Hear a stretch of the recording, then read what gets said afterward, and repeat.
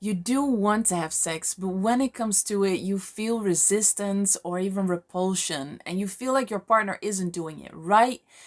You either don't feel anything at all, or your desire just switches off in an instant. And all of this doesn't have to say anything about your relationship. I am Pauline, and I am so happy you are here because triggers are something that is very core to the fearful avoidant attachment style. You may have a lot of triggers generally in life, and then it makes sense that you also have triggers in the area of sex.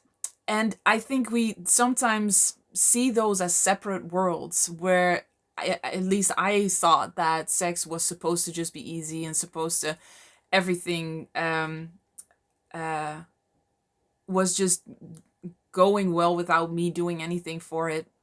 And the fact that it wasn't said something about my relationship, about my partner, about our sexual compatibility, it took me a long time to make the connection between the fact that I was struggling in so many areas of my life, even in my relationship, and the fact that I was also struggling in sex. And it makes so much sense because one of the general triggers of when you're struggling with the fearful avoidant attachment style is vulnerability.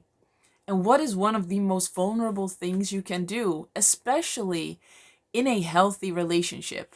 And why, especially in a healthy relationship? Because sex can be very just physical and not connected, right? And it can be very beautifully connected and vulnerable. When you have that connection, the vulnerability just comes with it. You can't have connected sex without vulnerability. And then when vulnerability is a trigger, vulnerability isn't allowed, or it makes you feel weak or even in danger because you're used to your vulnerability being used against you in whatever way. It makes sense that then sex becomes a very scary minefield of triggers. And there are specific triggers that we will get into, but when you have the experience of having high desire, really wanting a past partner, they were probably emotionally unavailable, or it was a toxic relationship where there was emotional unavailability because the connection was superficial, and maybe sex was the only way to get connection, get that approval, get that reassurance. And then sex can become like a high of getting that. And then um after afterwards, the connection kind of fades again with an emotionally unavailable partner, and you have to work for it again. And that, in a way, that feels safe um, for you when you struggle with that fear of connection and vulnerability.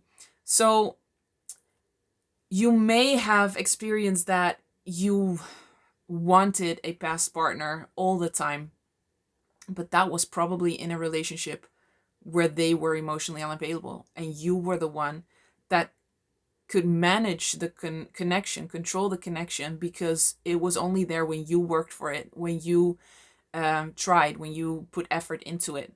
And maybe sex was one of the only ways that you could really get that approval and get that high. So it makes sense that in a healthy relationship where connection and vulnerability is all available, that there are more triggers, that there are actually more triggers. I know it feels weird because in a healthy relationship, shouldn't everything be easy? But that's just not how it works when you're healing the fearful avoidant attachment style. But it is a beautiful place to heal the fearful avoidant attachment style. But let's get into the four or the six specific triggers that make you feel resistance to sex as a fearful avoidant.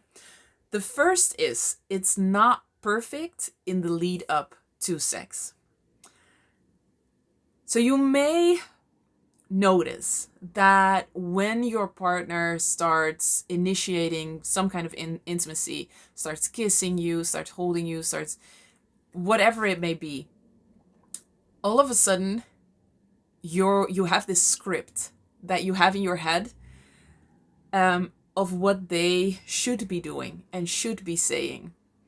And if it's not perfect, if it's not that script, if they're not saying or doing the right thing, that's when you can get triggered and all of a sudden feel resistance to sex.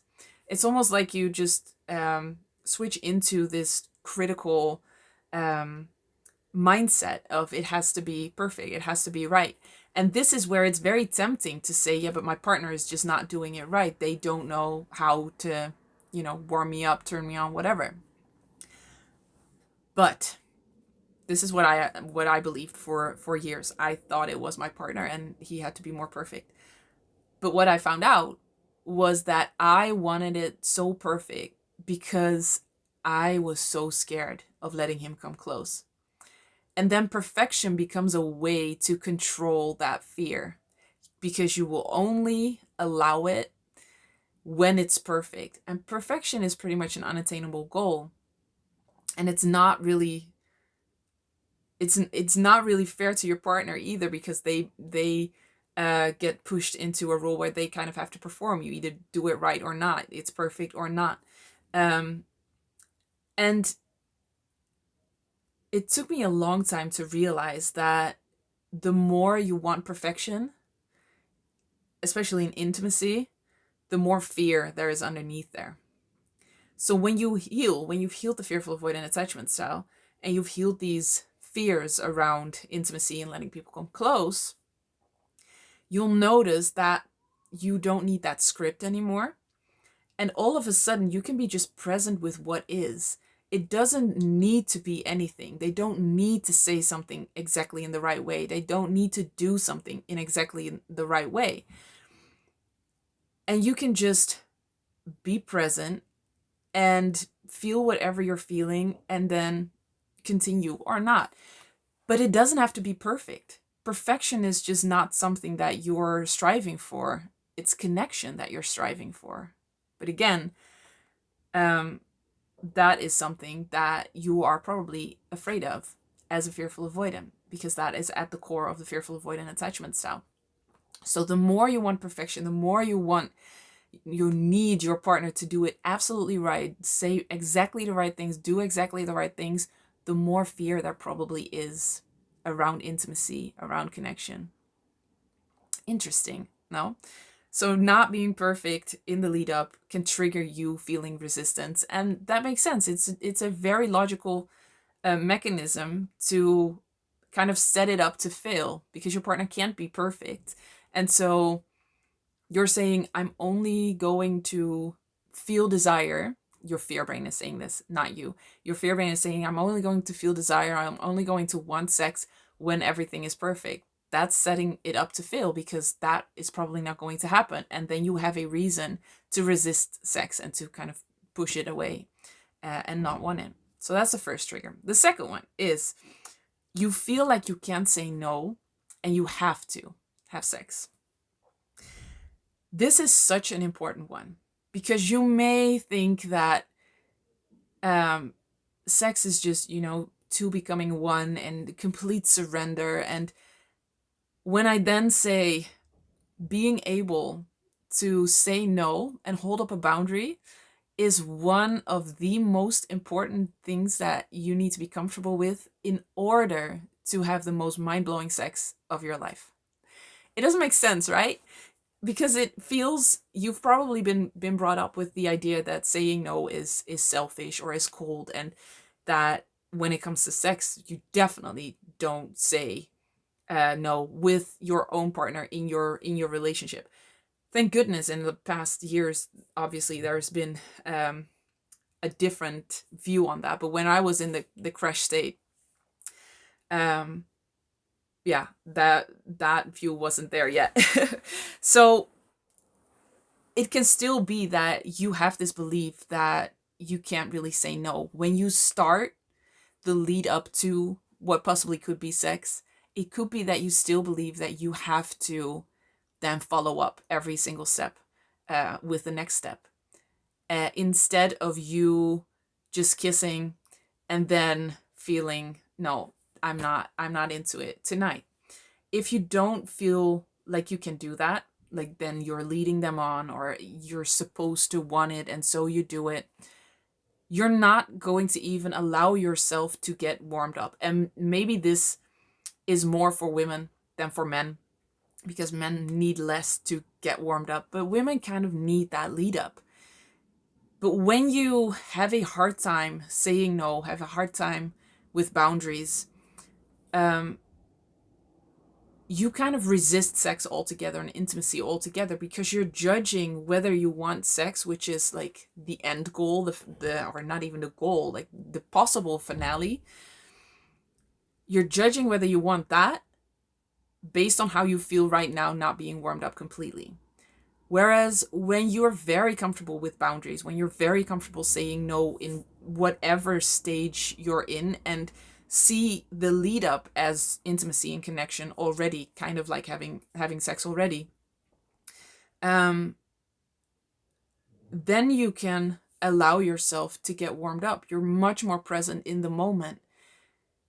So being able to say no and being able to feel your boundaries and state your boundaries is so important to surrender to sex. When you don't feel like you can say no, you won't explore. You won't allow yourself really to have desire, because that means then I have to surrender everything and I have no say whatsoever. That's really scary. It makes sense that then you don't want to have sex. You have resistance to sex.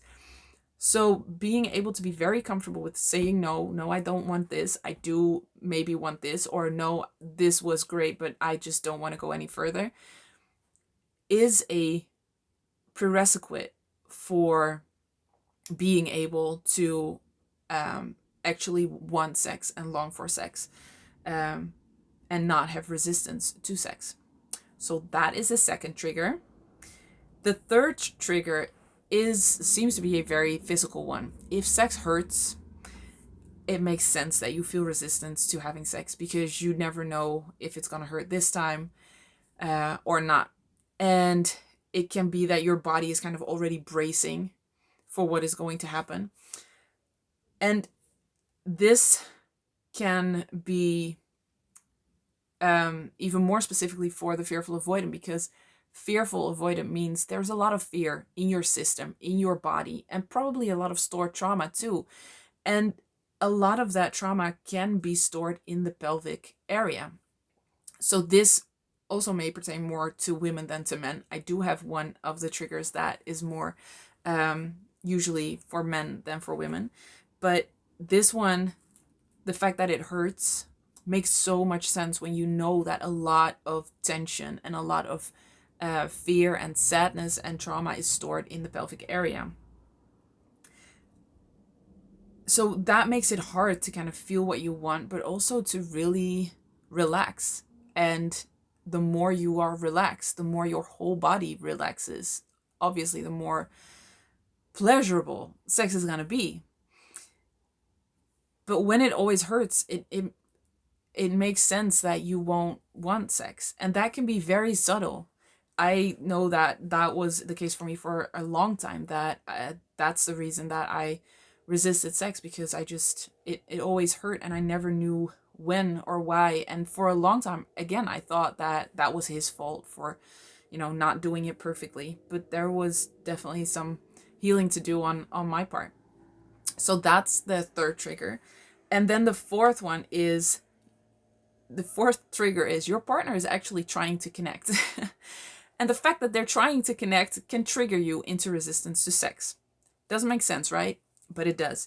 Because the moment your partner wants to connect with you, it can create a very uncomfortable feeling, an ick feeling. And this comes back to that fear of connection.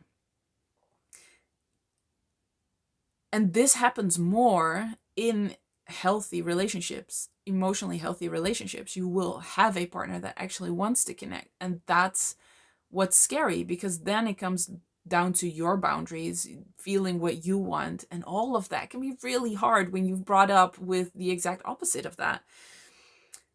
And also the actual feeling of connection can be a trigger for the fearful avoidant. When I was younger, I remember very vividly that when I would feel connected to my dad, I can now see he would get scared, because he had negative associations around connection too. And connection is an actual feeling. You can actually feel it. And when you have all these negative associations around it, it can create subconsciously a scare a scared feeling.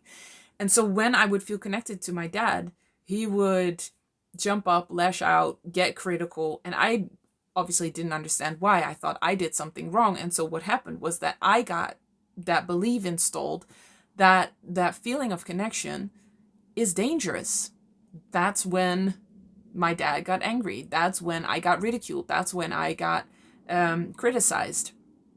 And so all of these things that you experience as a child, you take into your adult life and also into your sex life, even when obviously as a child that wasn't the case. uh, it can be, but that's a whole different topic. But just the things that happened in a day-to-day basis still have an influence in you um how you allow yourself to be in your sex life. It has everything is connected to each other.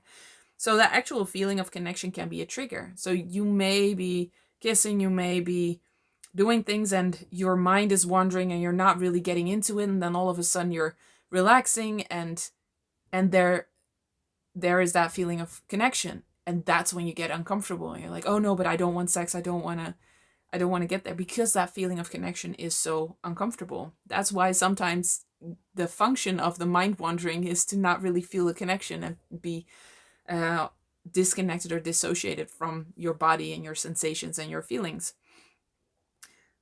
So the actual connection can be a trigger for resistance to sex. It makes so much sense, and you can heal it. The fifth is feeling expectations. When you feel like you have to, that may be a trigger to just not want to do it. And also this can be in general in life. When you feel like you have to, you're not going to do it. And that just points to you being controlled as a kid a lot. Your wants and needs didn't really, really matter. And you were supposed to do what your parent did. You were not allowed to say, no, I don't want to do that, because then they would lose control. And for a fearful avoidant parent, control is very, very, very important. So you saying no and you standing up for your wants and needs and desires as a kid is scary for a fearful avoidant parent. Whereas a securely attached parent would just be curious. Oh, you don't want that? Why? That is probably not how it went when you were younger. Your parent probably tried to control you, and that made you almost allergic to feeling like you have to. So then when your partner, one sex, is in the mood, you feel like you have to do that because you're in a relationship, you love them. Isn't this what a good partner should be doing?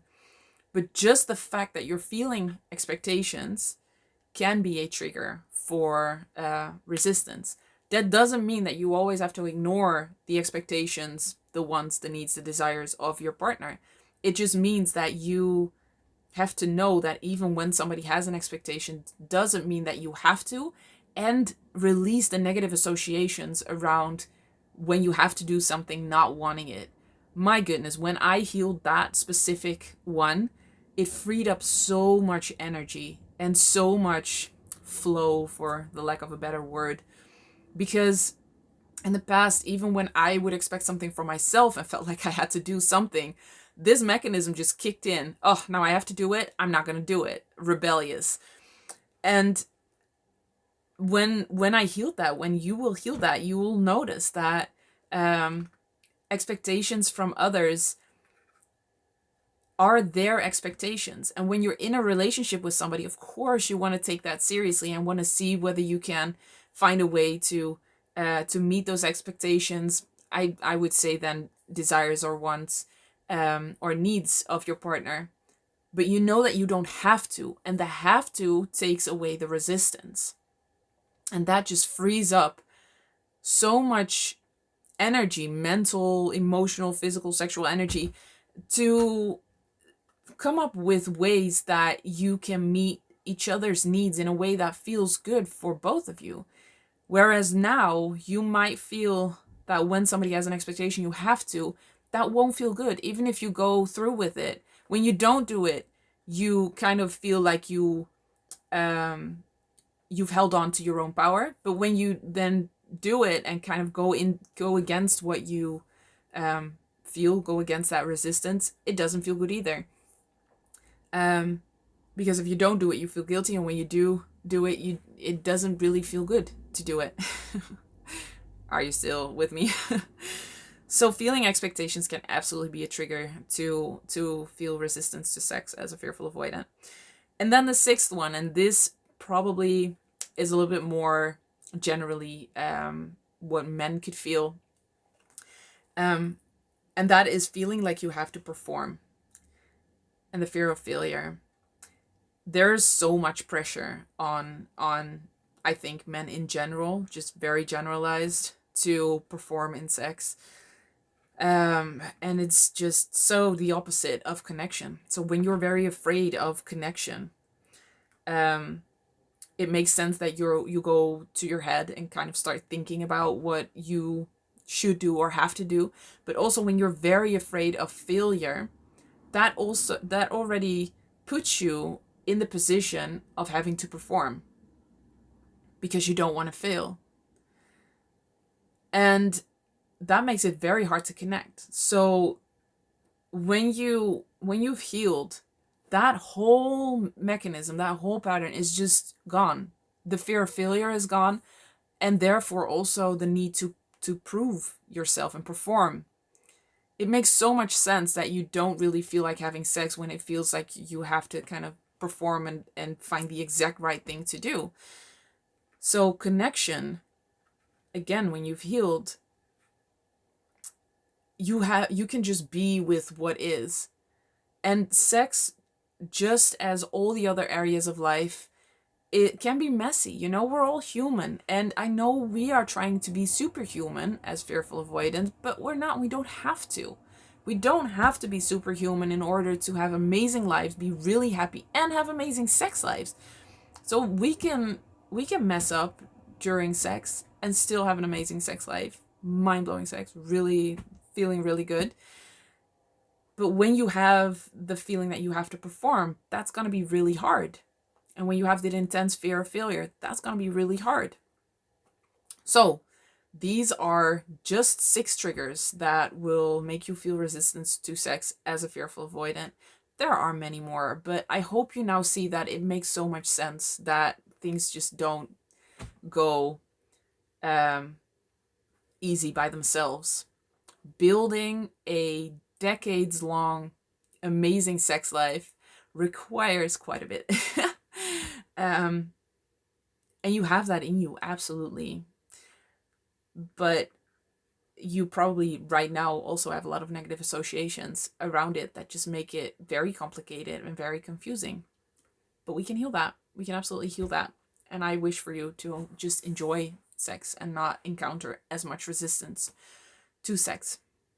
All right, let me know in the comments below whether you recognize this. I always want to hear from you. And I'm so happy you are here, and I will see you in the next one. Healed and Happy is a tailor-made online program where me and my team personally guide you through healing the roots of the fearful avoidant attachment style.